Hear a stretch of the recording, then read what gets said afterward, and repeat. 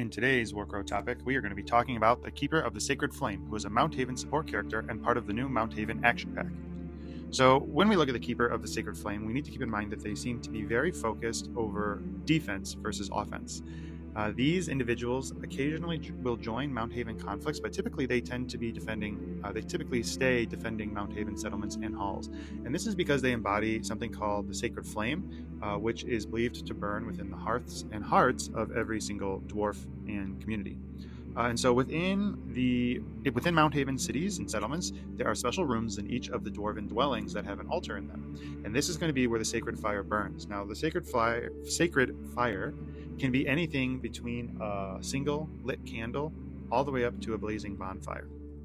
And what the sacred fire is it is something that invokes the ancestors and represents shelter and warmth to the Mount Haven dwarves. And so keepers of the sacred flame are responsible for watching over these fires so that they never go out.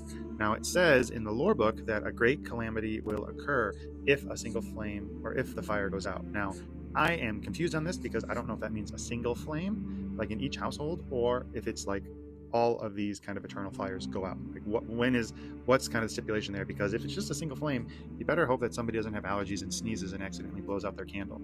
Why is it important that these candles don't go out? Well, thank you so much for asking. It's because the flame allows the ancestors to actually know where they are, know where their kin are, and how to communicate with their descendants. So the flame very much has some sort of soul or living connection to the ancestors. And the flame manifests itself to the keepers of the sacred flame as spiritual knowledge.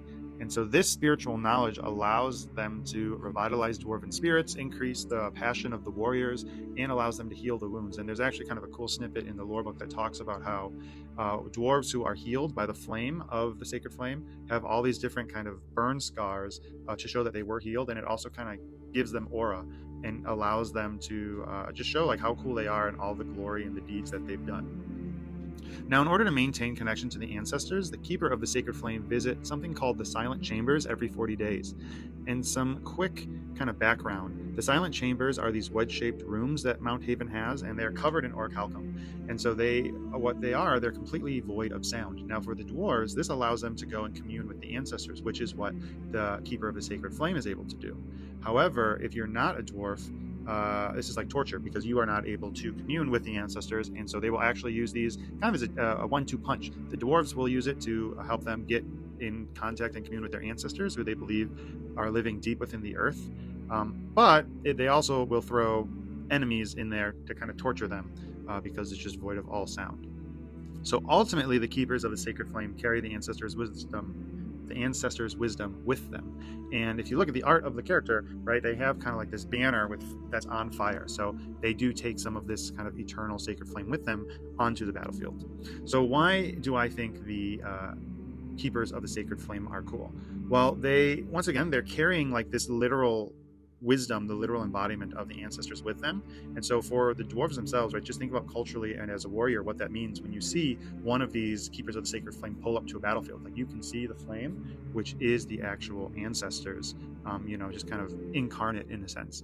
And I also think it's just crazy that like the silent chambers, which can make other races go insane, and even dwarves will like go there to commune, not all the time, but they will go there to commune. These guys pull up to the sacred chambers on a routine basis, right? Like every 40 days, these guys are pulling up and talking with the ancestors. So it really shows that these guys are quite resolute in their practice and their constitution. And so with that, this lore video about the Keeper of the Sacred Flame comes to an end. Don't forget to follow this channel to get more Warcrow lore. And if you survive the fog, I'll see you in the next video.